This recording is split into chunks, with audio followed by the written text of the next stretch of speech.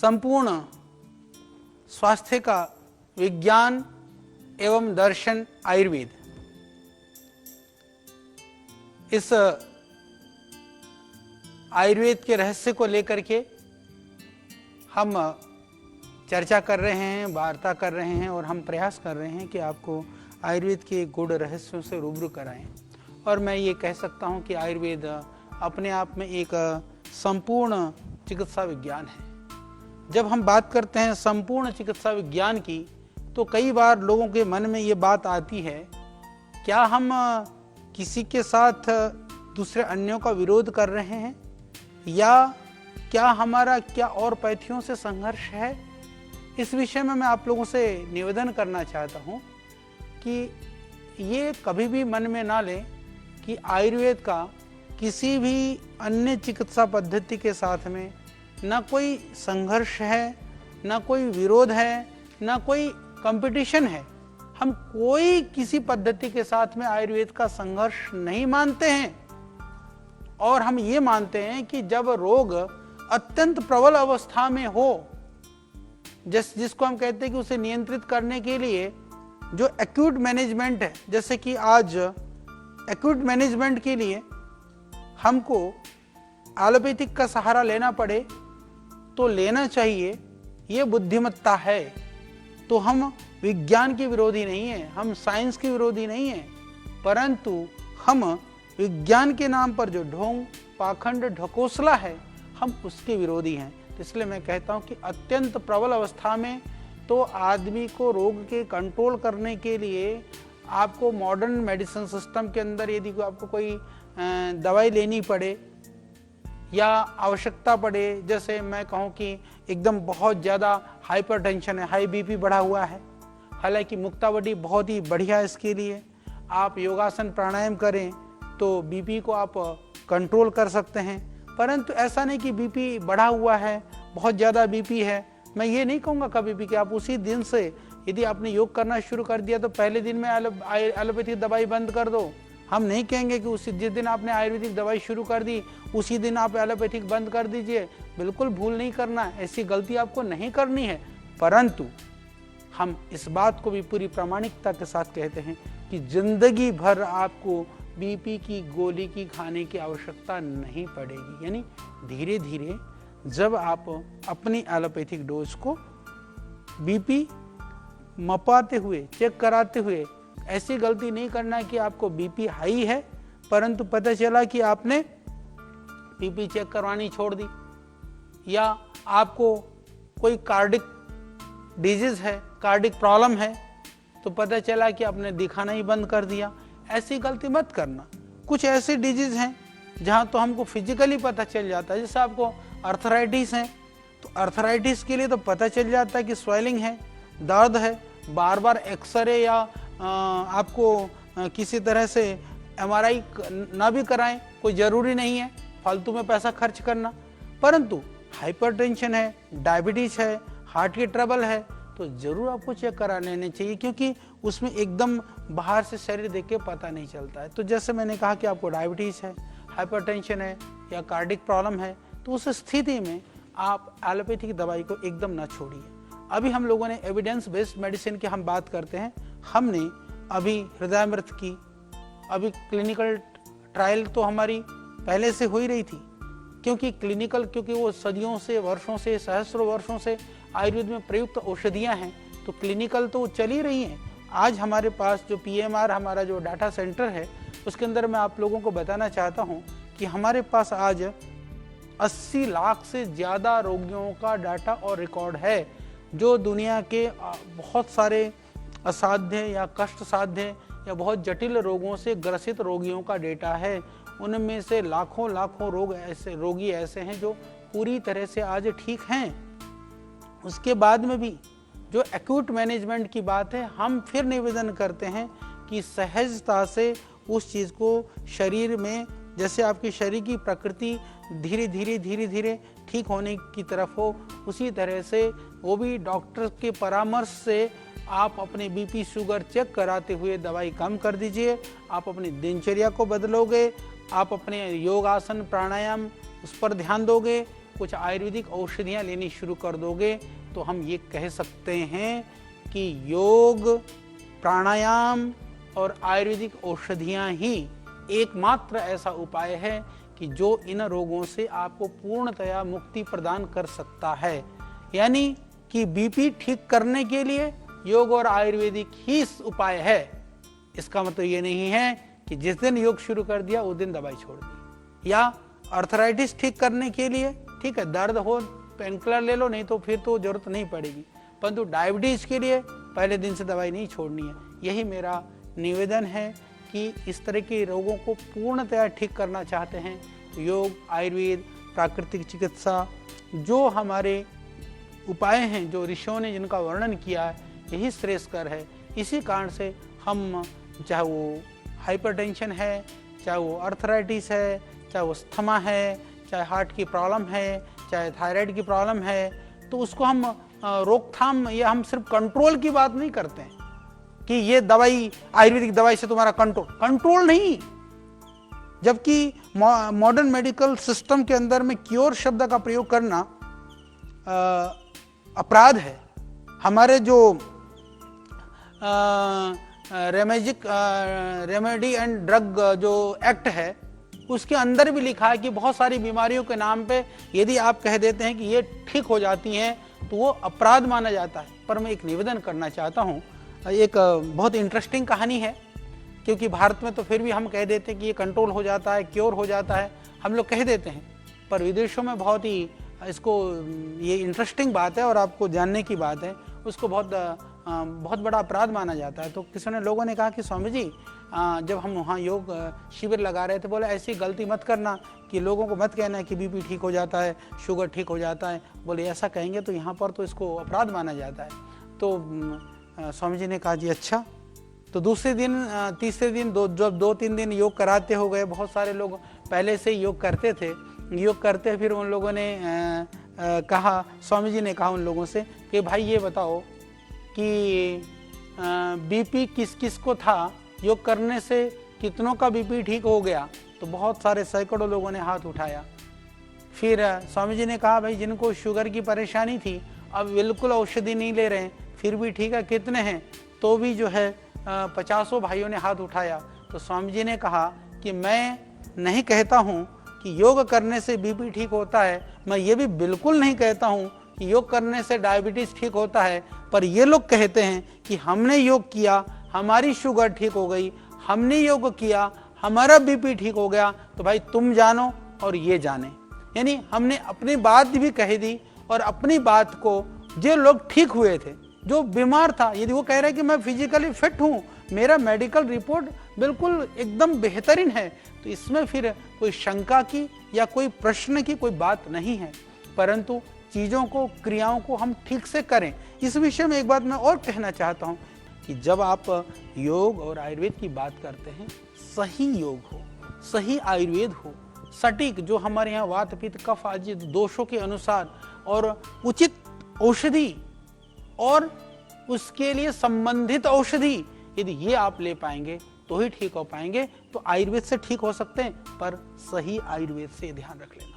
योग से ठीक हो सकते हैं, पर सही योग से, गलत योग कर करके रोग बढ़ाने से, गलत आयुर्वेद खा करके बीमार होने से वो आयुर्वेद का दोष नहीं है। वह जब, क्योंकि इस विषय में मैं थोड़ा और भी निवेदन कर देना चाहता हूँ, जब एलोपैथिक की बात होती है तो पूरी दुनिया में, जैसे आपने देखा कि कोरोना फैला तो पूरी दुनिया में WHO से गाइडलाइन हुआ कि क्या क्या मेडिसिन हमको ट्रायल करना चाहिए, क्या क्या दवाइयाँ देनी चाहिए। तो पूरी दुनिया में उसी तरह की चिकित्सा पद्धति पूरी दुनिया के लोग प्रयोग कर रहे हैं। ठीक है, वो कितना ठीक कर पा रहे हैं, नहीं कर पा रहे हैं, नहीं हो रहा है, वो अलग बात है। परंतु आयुर्वेद में ऐसा नहीं है कि एक रोग के लिए यदि आप 10 वैद्यों के पास जाएंगे 10 तरह की दवाई देंगे, क्योंकि हम लोग शायद क्लिनिकल कंट्रोल या जो एविडेंस बेस्ड मेडिसिन बनाना था, हम परंपरा में ही रह गए। हमने आधुनिक परंपरा के अनुसार उसके ऊपर काम नहीं किया, रिसर्च नहीं किया। दुर्भाग्य से बायोसेफ्टी लेवल 3 लेवल का लैब हमारे पास है, बायोसेफ्टी लेवल 2 का हमारे पास लाइसेंस है, हमारे पास साइंटिस्टों की फौज है, परंतु एकमात्र ऐसा देश का आयुष के पास भी नहीं है, किसी CCRS के पास भी नहीं है ऐसा लैब। तो ये इस देश का दुर्भाग्य है। तो पतंजलि अपने बलबूते पर, अपने सामर्थ्य पर इस तरह का लैब निर्माण कर करके हम चला रहे हैं। तो इस तरह के अनुसंधान संस्थान ऐसे चाहिए, कई जगह पर होनी चाहिए, देश में अनेक स्थानों पर होनी चाहिए। तो ये बहुत ज़रूरी है। तो इसके लिए कि आप गलत औषधि के सेवन से कभी ये मत कहिएगा कि हमने आयुर्वेद लिया था, हम ठीक नहीं हुए। तो मेरा निवेदन ये है कि सही औषधि लीजिए और आप बहुत बीमारियों से बच सकते हैं, ठीक हो सकते हैं। जैसे मैंने कहा कि हमारे पास जो PMR जो सॉफ्टवेयर है, सिस्टम के अंदर पूरे जो जिन पेशेंट्स को हमने ठीक किया है उनके पूरे वैज्ञानिक दस्तावेज हैं हमारे पास, उनके प्रूफ प्रमाण हैं और इस दिशा में हम लोग लगातार काम कर रहे हैं। हमारे पूरे वैज्ञानिक और हमारे रिसर्चेज, हमारे बहुत सारे पेपर कंटिन्यू वर्ल्ड के टॉप लेवल के जर्नल्स में, नेचर से लेकर के बायोमोलिक्यूल्स से लेकर के वायरोलॉजी से लेकर के टॉप लेवल के जर्नल में, सेल से लेकर के अनेक, और हमको ये कहते हुए भी खुशी है कि पूरे भारतवर्ष में जितने आयुर्वेद के ऊपर जो रिसर्च पेपर पूरे देश के नहीं छपते हैं, उससे ज़्यादा आज पतंजलि की रिसर्च पूरी दुनिया के अंदर प्रामाणिकता के साथ छापा जाता है। इसीलिए मेरे भाई, आग्रह को छोड़ करके कई लोग इतनी बातें, इतने प्रमाण, इतना काम देने के बाद में भी यदि आप दुराग्रह में रहते हैं तो उस दुराग्रह से जो हानि है वो आपको हानि होगी।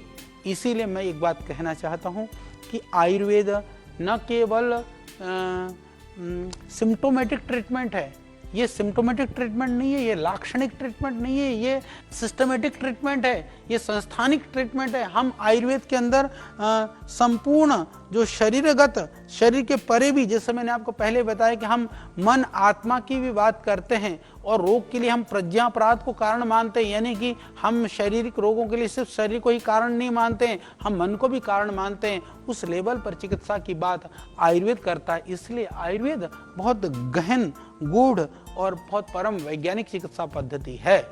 तो एलोपैथिक में ठीक है, मैं मानता हूं कि जो तुरंत जो सिम्टम्स हैं, यानी कि जो एलोपैथिक के अंदर जो तुरंत लक्षण का समन कर करके आयुर्वेद एलोपैथिक में चिकित्सा पहुंचाई जाती है, लाभ पहुंचाया जाता है, ठीक है, परंतु हम उसको ही पर्याप्त नहीं मानते हैं। तो इसीलिए जो एक्यूट मैनेजमेंट के अंदर एलोपैथिक ठीक है। क्यों? क्योंकि उसके अंदर तत्काल जो सिम्टम्स हैं उसको जब कंट्रोल करने की बात आती है वो कंट्रोल करते हैं, पर हम सिस्टम को ठीक करते हैं, करेक्ट करते हैं। इसीलिए जो क्रॉनिक और जो चैलेंज केसेस हैं, एक्यूट मैनेजमेंट में एलोपैथिक ठीक है, पर क्रॉनिक और चैलेंज केसेस में इसीलिए आयुर्वेद बहुत महत्वपूर्ण है। इसीलिए हम उस रोग के मूल कारणों को पहचानते हैं, फिर उसको समूल नष्ट करने का हम पूरा प्रयास करते हैं, समूल नष्ट भी करते हैं। और जब रोग का कारण ही खत्म हो जाएगा, नष्ट हो जाएगा, तो निश्चित रूप से वो तो जो बीमारी है वो तो अपने आप ही ठीक हो जाएगी। तो उसका रोग का जो है सदा सदा के लिए उसका निवारण हो जाता है। तो इसीलिए मैं कहता हूँ कि जो आयुर्वेदिक चिकित्सा पद्धति है वो सिर्फ लक्षण आधारित या जो सिम्टोमेटिक ट्रीटमेंट नहीं है, सिम्टोमेटिक चिकित्सा नहीं है, ये संस्थानिक यानी सिस्टमेटिक या दोषों पर आधारित चिकित्सा पद्धति है। इसीलिए मैं ये कहना चाहता हूँ कि यदि इस विषय को बात करूँ तो आधुनिक जो चिकित्सा पद्धति है, जो मॉडर्न मेडिकल सिस्टम है, उसके एक जो बहुत बड़ा जो कमज़ोर पक्ष यही है कि वो मात्र रोग से उत्पन्न वाले उपद्रव को नियंत्रित करने के लिए वो तुरंत प्रभाव तो दिखाती है, पर जो दीर्घकालिक जो उसका दुष्प्रभाव है वो शरीर में भी छोड़ जाती है। इसलिए हम लोग आयुर्वेद को निरापद मानते हैं। निरापद तो देखो दुनिया में कुछ भी नहीं है, परंतु एलोपैथिक अत्यंत हानिकारक है। हम रोटी खाते हैं, हम प्रतिदिन भोजन करते हैं, पर यदि आप बिना पका हुआ भोजन खा लें, कच्चा खा लें या ढंग से नहीं बना हुआ वो खा लें, तो वो भी शरीर में गड़बड़ करता है। तो इस तरह से बहुत दीर्घकालिक दुष्प्रभाव आयुर्वेद से नहीं होता है। तो इसके सबसे बड़ी, जैसे मैंने बताया कि आयुर्वेद की जो विशेषता है कि किसी प्रकार का कोई भी रासायनिक, चाहे वो कोई केमिकल है या लवणीय जिसको हम साल्ट बोलते हैं, या हार्मोन है, या किसी भी तरह का असंतुलन है, या जो भी जीवाणु, जो बैक्टीरियल प्रॉब्लम है या वायरल है, अभी आप देख रहे हैं कि बहुत ज़बरदस्त एक ये वायरल अभी चल रहा है, इन्फेक्शन है, उन सबको नियंत्रित करने की बात हो, या किसी तरह का दर्द वगैरह हो रहा है उसका मैनेज करना है, तो इस सारी चीज़ों में जो है चिकित्सा पद्धति में रोकथाम के लिए, नियंत्रण के लिए, मैनेजमेंट के लिए, उसको सबके लिए मैनेजमेंट शब्द का प्रयोग होता हुआ। वहां पर ट्रीटमेंट नहीं होता, वो सब रोगों के लिए मैनेज करी जाती है, वो तत्काल दुष्प्रभाव को रोकने की बात की जाती है। पर हमारे यहाँ मैनेजमेंट जैसा शब्द नहीं, हमारे यहाँ चिकित्सा जैसे शब्द हैं, जैसे उच्च रक्तचाप हो गया, मधुमेह हो गया या दर्द निवारण हो गया। इन सब में मैं ऐसा बात करते कि हम आयुर्वेद में रोगों को नियंत्रित करने के साथ साथ में हम जिस कारण से रोग हो रहा है उसको मूल कारण का निवारण कर करके रोग को पूर्णतः निर्मूल करते हैं। और उसके साथ साथ में ये भी प्रयास रहता है, जैसे एलोपैथिक में रोग तो ठीक हो गया, वो उस समय की मजबूरी है, पर उसको रोग ठीक करते करते विविध तरह के रोग के जो साइड इफेक्ट है, रोग के उसके साथ में दूसरे रोगों की उत्पत्ति वो हो जाते हैं। पर जब हम आयुर्वेद के हिसाब से चिकित्सा करते हैं तो हम ये ध्यान रखते हैं कि किसी भी तरह से उसका साइड इफेक्ट ना हो। यह आयुर्वेद की सबसे बड़ी विशेषता है। अथवा आयुर्वेद और जो आधुनिक चिकित्सा पद्धति में मूलभूत यही अंतर है कि आयुर्वेद में शरीर की जो मूल कोशिका होती है, जिसको स्टेम सेल भी कहते हैं हम लोग, वहाँ से लेकर के कोशिका है, ऊतक है, अंतस्रावी जो ग्रंथियाँ हैं, आंतरिक जो अवयव हैं, उन सब से लेकर के जो पूरे शरीर तंत्र को हम शक्ति प्रदान करते हैं, औषधि से हम शुद्धि देते हैं और उसको पूरा संतुलित करते हैं। तो इसीलिए हम ये कह सकते हैं कि आयुर्वेद बहुत प्राचीन है, प्राचीन पद्धति का बहुत पुरानी चिकित्सा पद्धति है, मानव सभ्यता के जीवन के साथ जुड़ी हुई पद्धति है। उसके साथ में आयुर्वेद वर्तमान में भी उतना ही प्रासंगिक और वैज्ञानिक है। हमको ये समझना होगा कि यह निर्विवादित सत्य है कि हमको योग और आयुर्वेद की प्राचीनता को स्वीकार करना होगा, इसकी सत्यता को, इसके विज्ञान को। और एक बात मैं ये भी कहना चाहता हूँ, हमारे लिए गर्व और गौरव की बात होनी चाहिए। माननीय प्रधानमंत्री जी ने भी अभी हमको कहा कि यह आयुर्वेद को बढ़ाने का, आयुर्वेद के गौरव और आयुर्वेद के विज्ञान को स्थापित करने का ये समय आ गया है। तो ये बड़ी बात है। तो मैं इसलिए, क्योंकि ये आयुर्वेद पूर्ण वैज्ञानिक है, परंतु यह भी स्मरण रहे कि हमारे ऋषियों की देन है। जब आयुर्वेद बढ़ता है, आयुर्वेद दुनिया में पहुंचता है, तो हमारी संस्कृति भी पहुंचती है। ये विशुद्ध रूप से भारतीय ऋषियों की जो देन है, इसीलिए हम कहते हैं सा प्रथमा संस्कृति विश्ववारा, यानी कि यजुर्वेद में स्वयं भगवान कहते हैं कि ये पूरी दुनिया की ये प्रथम संस्कृति है। ये दुनिया की भारतीय मनुष्यों ने जो विश्व को विविध क्षेत्रों में बहुत दिया है। यदि आप प्राचीन काल की यदि बात करते हैं तो आप देखिए, जो शिक्षा की बात है, स्वास्थ्य की बात है, कानून की बात है, राज्य व्यवस्था की बात है, इन विविध विषयों में इनकी जो हमारी जो प्राचीन ऋषियों की जो देन है, चाहे वो शल्य में सुश्रुत की बात करें, चाहे राजनीति में चाणक्य की बात करें, एक एक हमारे यहाँ हमने सब कुछ दिया। यानी कि जितनी भी तरह की आज दुनिया के अंदर, चाहे वो खगोल है, चाहे भूगोल है, चाहे चिकित्सा है, चाहे स्वास्थ्य है, ये सब जो ऋषियों की जो देन है वो अतुलनीय है, विश्व के लिए अनुकरणीय है। दुर्भाग्य से आज हमारी नई पीढ़ी भी हमारी प्राचीन ऋषियों की उस देन को, उस उनके योगदान को, अवधारणा को नहीं समझते हैं। न समझने की वजह से आज हम हर काम में, हर अनुसंधान में, हर चीज़ों में हम विदेशियों का अनुकरण करते हैं। हमको लगता है हमारे यहाँ तो कुछ भी नहीं है, जो कुछ अच्छा विदेशियों का है। ऐसा नहीं है, जो कुछ अच्छा है या था वो हमारा था, और जो कुछ विदेशों से भी आ रहा है वो हमारा, जो हमने भुला दिया था, वो आज उन्होंने उसके ऊपर अनुसंधान किया तो हमारी चीज़ हमको ही सौंपा जा रहा है। इसके लिए मैं एक बड़ा प्रमाण आपको देना चाहता हूँ कि अब एक, जैसे हम सब जानते हैं कि योग तो हमारी ही है, आयुर्वेद हमारा है, तो अभी आयुर्वेद को लेकर के भी अब चाइनीज पद्धति को ज़्यादा लोग जानते हैं। जड़ी बूटी की बात आती है तो लोग चाइनीज पद्धति की बात करने लगे। अब योग की बात आती है तो एक ऐसा तबका जर्मनी में और एक ऐसा तबका यूके के अंदर है जो इस रिसर्च के लिए लगा हुआ है, इस अनुसंधान के लिए लगा हुआ है कि वो ये सिद्ध करने के लिए प्रयास कर रहा है कि योग की विधाएं वो भारत की विधा नहीं है, वो योग की विधा वो यूरोपियन देश या यूके की विधा है। इसके लिए भी काम कर रहे हैं। तो मैं ये कहना चाहता हूँ कि हम अपनी विधा को भूल जाएं और दुनिया कहीं हमसे आगे हमारी विधाओं की चोरी कर करके वो ना कहें कि हमारी विद्या है। इसी क्रम में मैं निवेदन करना चाहता हूँ, चाहे वो व्यक्ति के निर्माण से लेकर के आदर्श परिवार की परंपरा है, आदर्श समाज की बात है, आदर्श राष्ट्र की बात है, या आदर्श योग निर्माण तक की भी, योग निर्माण की भी कल्पना हमारे ऋषियों ने, हमारे महापुरुषों ने किया। तो ये हमारा बहुत ऊंचा दर्शन, आध्यात्मिक दृष्टिकोण जो हमारे पूर्वज ऋषि ऋषिकाओं ने हमको दिया है, इसी प्रकार एक आदर्श पूर्णतः वैज्ञानिक चिकित्सा पद्धति भी हमारे ऋषि मुनियों की ही देन है। तो ये इसका हम कभी ना भूलें।